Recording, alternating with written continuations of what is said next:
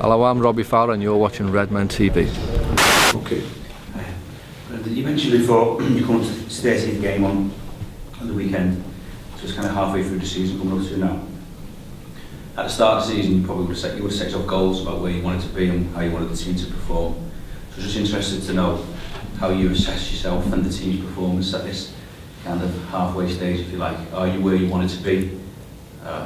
What needs to change? That kind of thing. Yeah, I think it's, have a look at, you always want to be better, of course.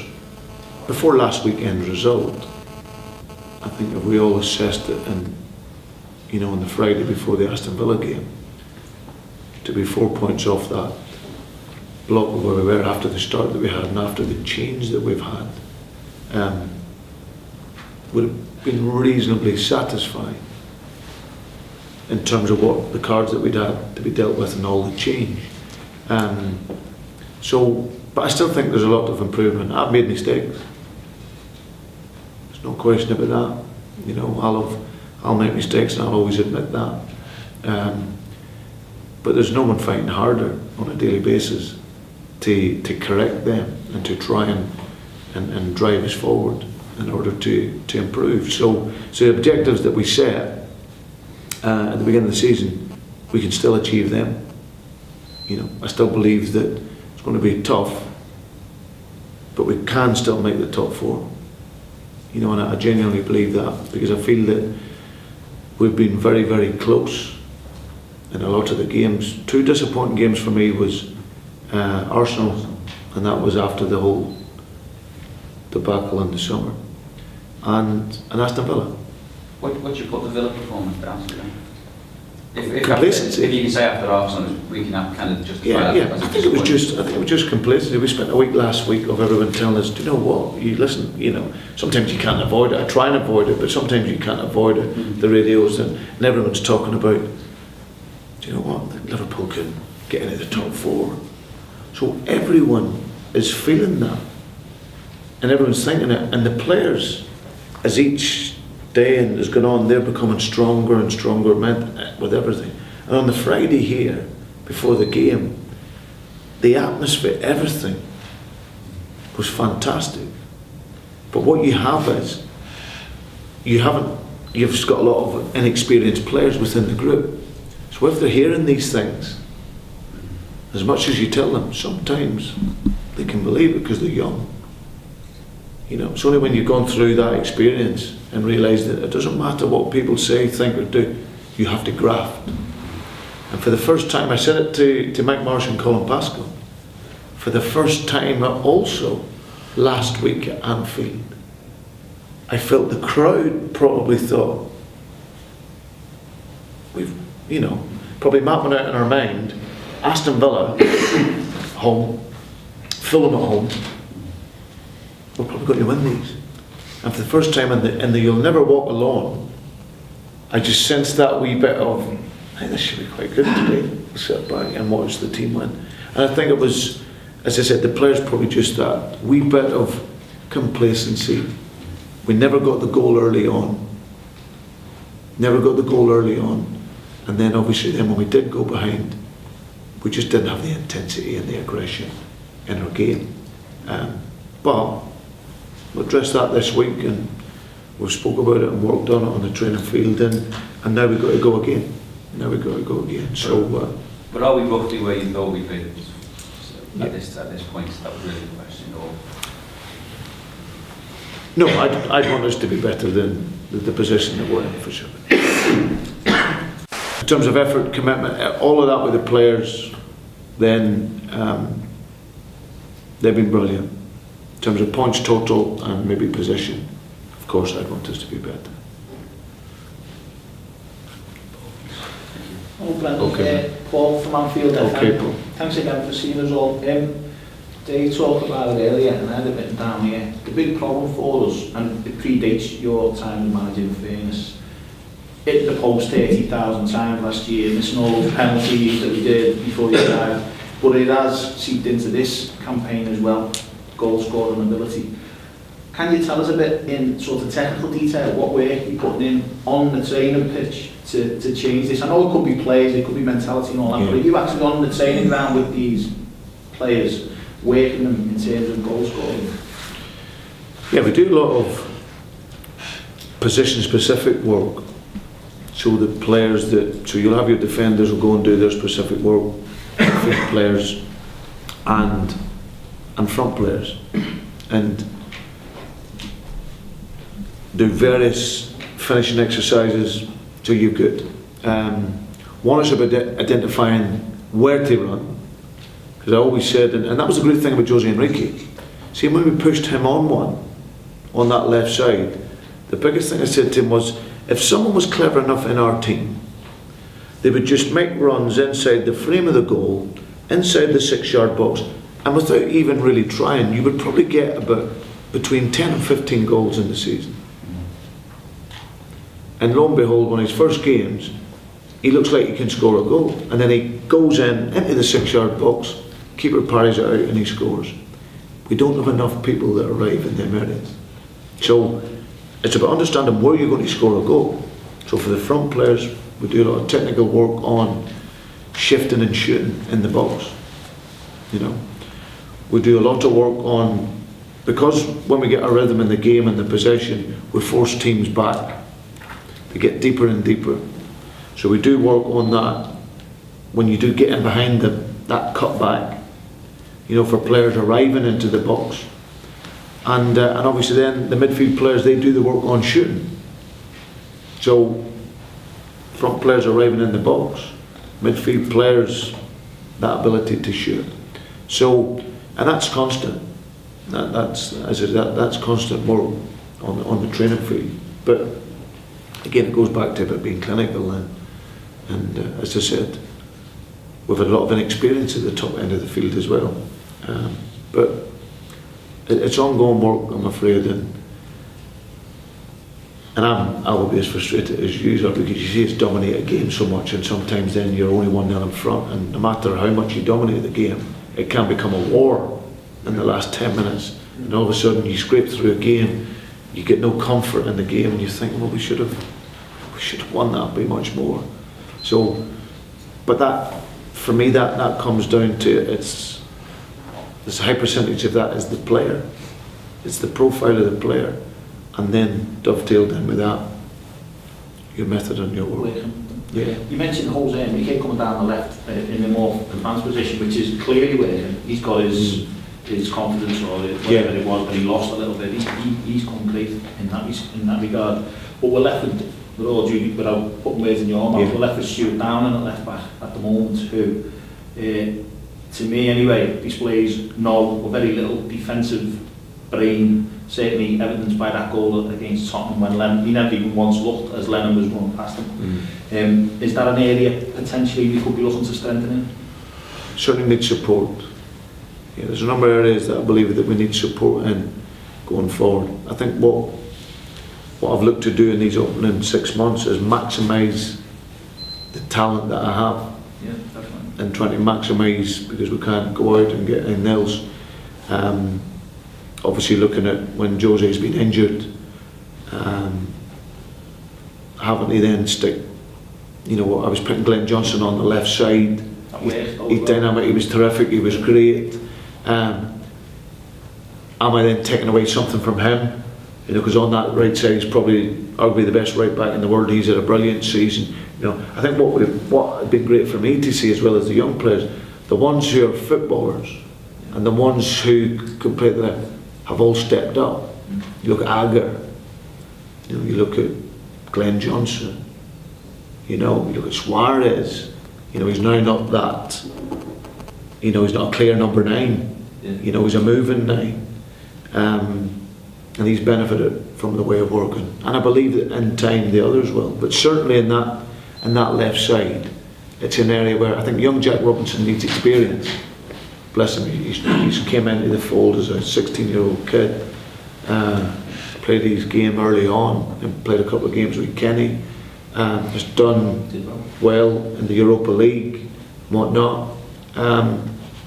but maybe needs more game. If he's not going to play in front of Enrique, then he needs experience, you know, and that's something that I've spoken to him on in terms of going forward, maybe into the new year, so that they can get their experience and playing week in, week out at a level that's challenging. And then you're hoping then that in a couple of years' time or 18 months' time that he's then ready to challenge. Yeah. Absolutely. But so that's been the conundrum really in terms of trying to find goals. You know, putting Enrique on further on, and I think what that'll do is that has regained his confidence because when he played, I said to him when I came in, you're judged first and foremost on your defending, but in the modern day game with your athleticism, you have to score goals and create goals. But he never once get in the box for me. He was never very rarely in the box, or his final ball let him down. When I played him, pushed him up one, he was in the box all the time, getting in there, squaring it, you know, and then got his goal. But his natural position and one that he feels more comfortable in is at left back. But at least when he moved back to there, you've seen him now doing that role, but now at least doing the offensive side of the game. And I think we've gained a player from that, to be honest, and he's been terrific. And now you see when he's not playing, you think, well, actually missed that bit of thrust and drive on that side. So it's not necessarily a left back, it's more something along the left, because Jose can come back there and we could be looking for some support along the left. Yeah, absolutely. I think that, see, when you've got a player like Enrique playing at left back, right, what you don't then need is for me, and how I would look at the team. So if you've got Enrique and Downing on the left side, they both get in each other's way, because he's a runner. He's a runner, so he wants to work that space in front of him and on the inside. If Stuart Downing's a winger, he's in his way, and so they can get in each other's way. So for me, if you're playing with an Enrique, you need someone who can maybe play on the outside, but someone who's comfortable on the inside, who can run into the goal, combine in here, but also it leaves that space for him to operate the outside and go in. And it's the same with Johnson on the other side. If he plays with an out-and-out winger on that side, that'll get in his way, because he's a wonderful attacking fullback as well as a good defender. So you're looking for them to be not just outside, because the goal's central. So can you come in and join in here? Which is why sometimes, again, trying to find the dynamics to score goals. I played young John Joe Shelby from the left side sometimes, not as a winger, you know, and that's the richness of the 4-3-3 or the 4-2-3-1. You're trying to enhance it, and it's players that enhance it, you know, whether they're outside wingers or inside. When Shelby went to Blackpool and Lawn, scored 6 goals in 11 games from the left, played in the left in the front three. So when he plays there, it enables then someone to then come up in behind him, and that's I suppose that's the tactical bit that is the thinking behind that there, rather than say wingers right out wide to the touch. And I would. Can I just interrupt? It's coming up to 4:15. That's fine. That's fine. No problem. Yeah. It's got an opportunity. Go on. I'll pass on. Sorry. Quick question from Anfield FM. It's more about you actually, Brendan. Yeah. You've been very open with your coaching approach, and I think the Being Liverpool documentary gave us an insight into that. You're what I'd class as a professional coach, because you've been doing this now for over 20 years, which is different in the modern game of football. Who've been the main influences on you as a coach, and why have they influenced you so much? So whether that be an individual or a system or whatever. Sorry to put you on the spot. No, it's no problem. Hopefully the Being Liverpool didn't really show it. I had no choice. That was probably as far removed from what I am, to be honest. I think you mean by seeing you actually on the field. It was a fly on the wall. Yeah, absolutely. Listen, my natural environment is on the field. Yeah. My natural environment has always been on the field, working with players. I spend a lot of office time as well, talking with players, you know. My influence, as I said, is I've been influenced by many, you know, but the greatest mentor has always been myself. because in order to go and learn and go and do it, I've never tried to copy them, and I don't think you can. You have to have your own ideas. Where they were born was back when I was a kid, watching the top young sides. My father was a big lover of European football, so I spent a lot of time studying. Then when I stopped playing, I obviously had no big career in the game, but the periods of time that I did play was always in teams that spent time without the ball. So when I started my coaching, you know, I was influenced by a guy called Jim Kelman, who was the representative for the FA at that period of time, nearly 20 years ago. And he made coaching sound enjoyable, enthusiastic. Because when I was growing up, I felt it was get rid of the ball and spend time without the ball. And when I started, it was about making a difference to people. I felt that British players were streamlined into, you could only play this certain way, you know. And then from that there, really, I set out on my journey, which was a different trail to most. You know, most go through the playing, maybe a great player, big career in the game. That's why I use the term professional coach, because you absolutely earned your... I made it my profession. So very early on, I looked at what is an elite coach at the world level, and then looked at many different fields, you know, of coaching and working in people. And that was where it stemmed really from there. And that was abroad, you know, that was here at home. But whenever I'm asked about my mentor, or who was the biggest, I believe that I was my biggest mentor, because I always pushed myself to go and learn, and never been frightened to make a mistake, but have an inherent belief in the work that I do, knowing that given the right time and that, and I know that's difficult nowadays, but given the right time that you can succeed with it. Good. Just a slightly different subject. I'm from the Danish fan club. How frustrating was it to realize that the crowd actually started to walk out 10 minutes before the final whistle? Very. The Aston Villa game. How much is that discussed in the dressing room? Well, it was something that, it meant so much to me, I mentioned it after the game. I'd said to the players after the game that I was probably as disappointed as I've been since I've arrived with the performance and the result.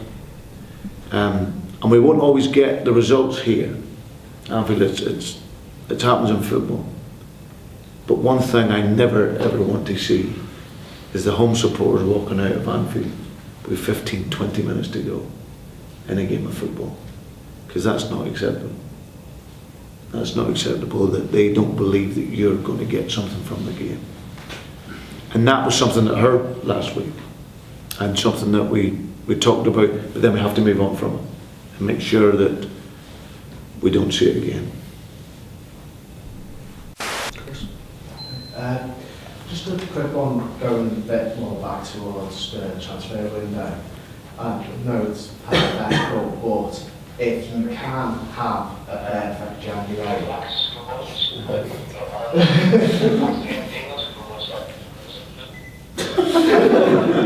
Roy Evans.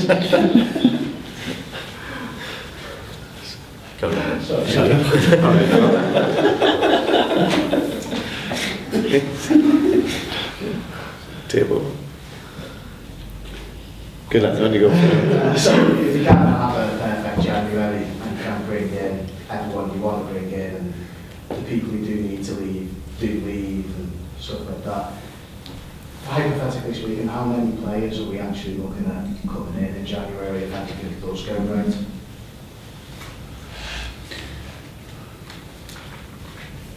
You're maybe looking at 2/3.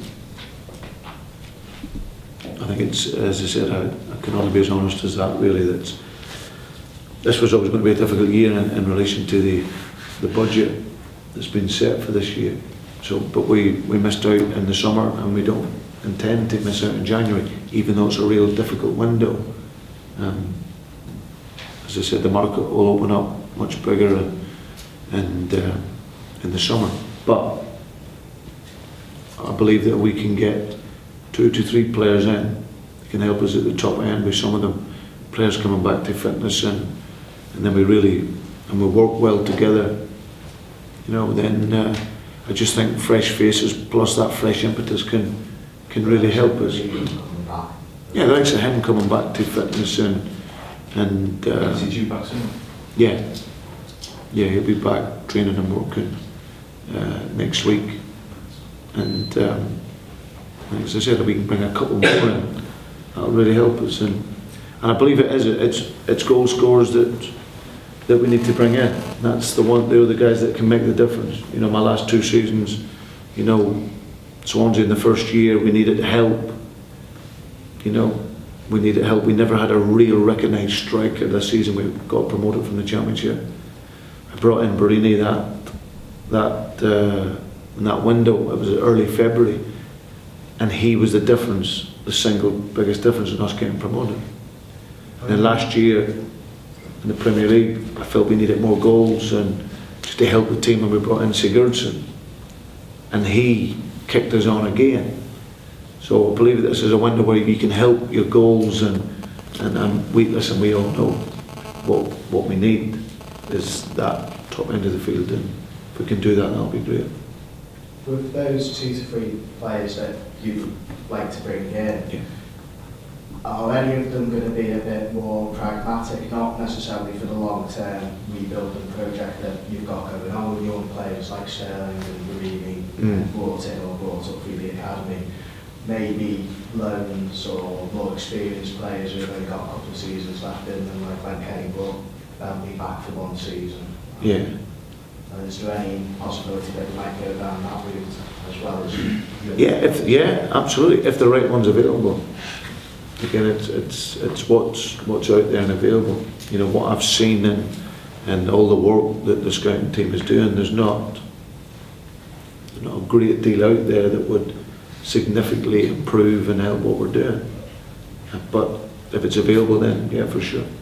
We've made some inquiries on some,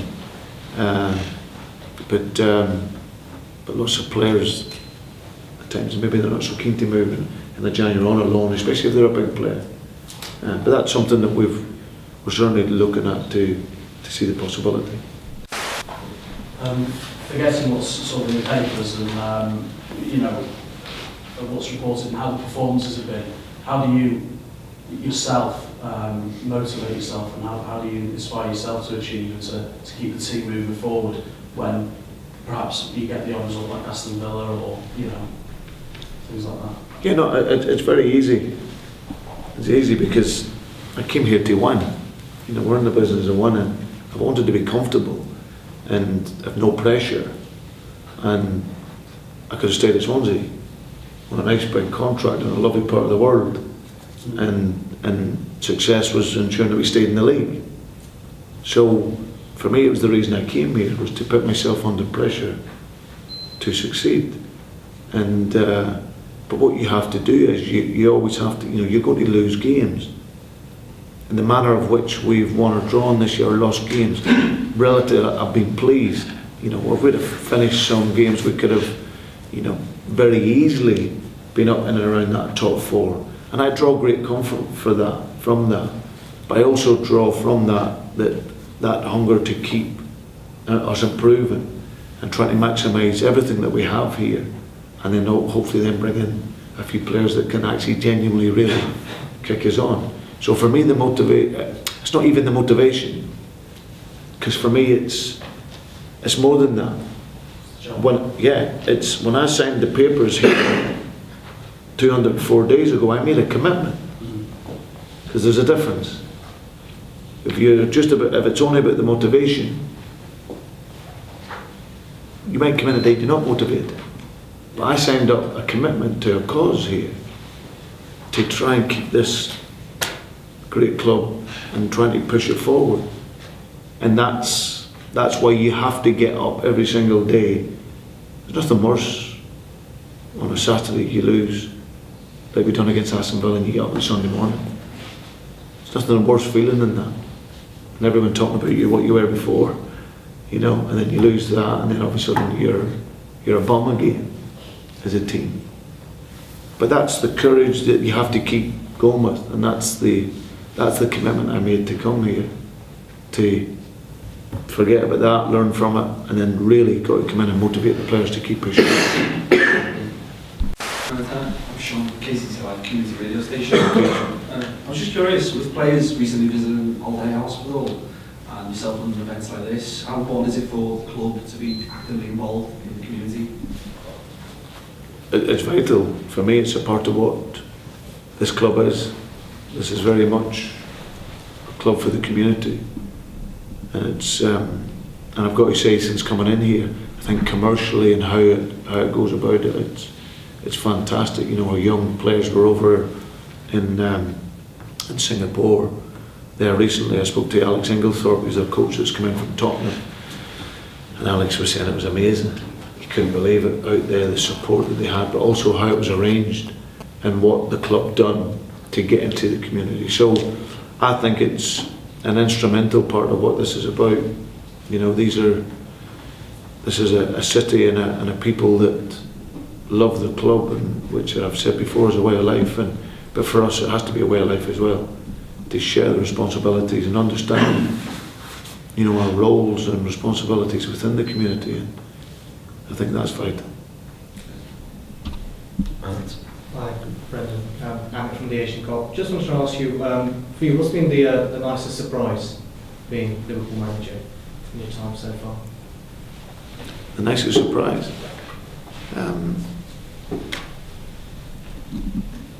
I just think the job and the people have been brilliant. Like as I said, it's a club that standards are incredibly high.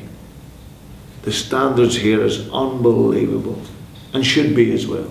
When you maintain and when you achieve the things that the great predecessors before me have done, then, as I said, that expectancy is something that you can't run away from, you can't hide from it, you've got to embrace it and move on. But I think then how I've been accepted into such a club with those standards and the people and the players, that's really, you know, I've been really humbled by that. And I just think the overall, as I said, the sheer size of the club.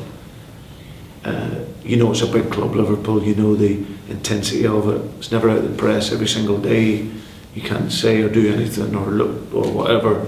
And you know, you can't take a glance anywhere where you're accused of doing something. It's unbelievable. That was another one.